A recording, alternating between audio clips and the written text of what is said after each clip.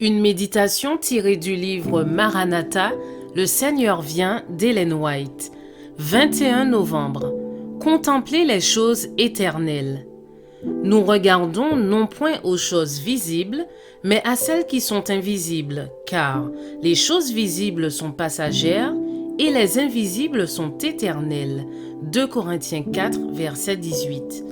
Si l'Église veut revêtir la robe de la droiture de Christ et rompre avec le monde, devant elle luira l'aurore d'un jour resplendissant et glorieux.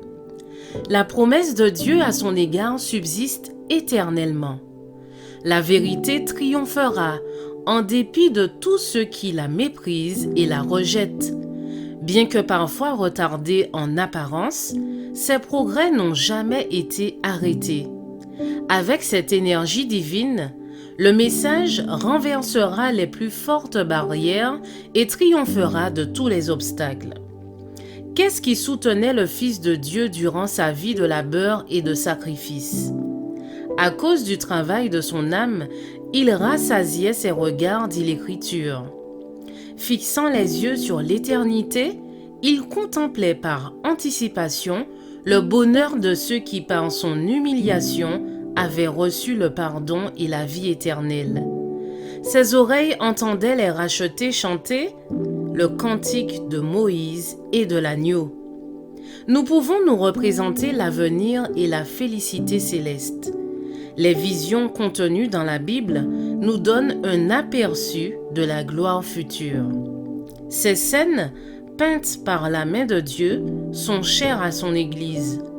Par la foi, nous pouvons nous tenir sur le seuil de la cité céleste et entendre déjà l'accueil triomphal réservé à ceux qui, dans cette vie, coopèrent avec le Christ et considèrent comme un honneur de souffrir pour lui.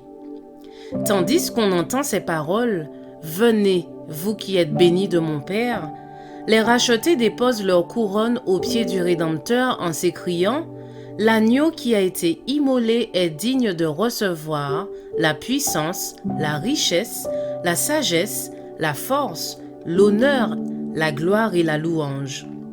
À celui qui est assis sur le trône et à l'agneau, soit la louange, l'honneur, la gloire, la force, au siècle des siècles. » Matthieu 25, verset 34 et Apocalypse 5, versets 12 et 13. Là, les élus accueillent par des acclamations joyeuses ceux qui les ont amenés au Sauveur, et tous s'unissent pour chanter les louanges de celui qui mourut pour que des hommes puissent posséder une vie semblable à celle de Dieu. Le grand conflit est terminé, les tribulations et les conflits ont pris fin.